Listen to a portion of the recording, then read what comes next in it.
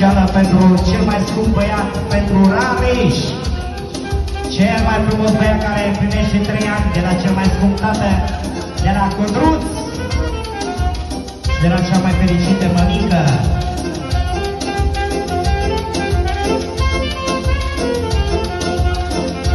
Ia-ți Rareș, eu muncesc ziua și noapte, la pâinea să-i fac de toate. E băiatul lui tata, ce vor schimba viața. Eu muncesc ziua și noapte, auzi Codruț, la Rareș să-i fac de toate. E băiatul lui tata, mă, ce vor schimba viața, mă.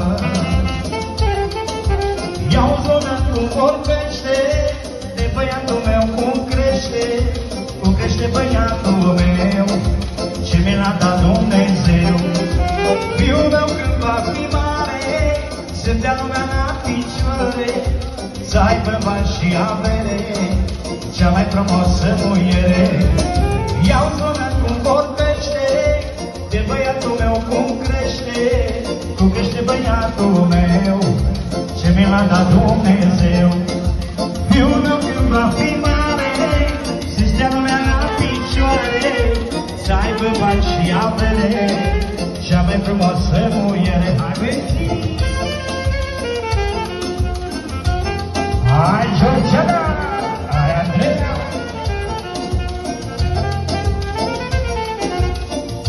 Și ultima strofă pentru cei mai fericiți părinți, la mulți ani, Rareș!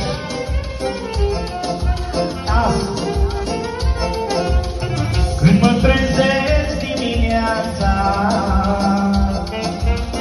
lacrimile-mi spală fața, riscul sufletul păcat, are tata un băiat. Când mă trezesc dimineața,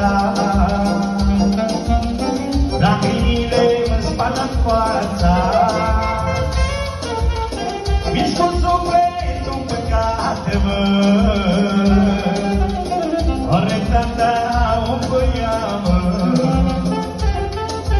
I-au zonat cum vorbește, de băiatul meu cum crește băiatul meu, ce mi-a dat Dumnezeu. Fiul meu când va fi mare, să stea lumea la picioare, să aibă bani și avere, cea mai frumoasă muiere, cea mai frumoasă muiere, special pentru tine, Rareș.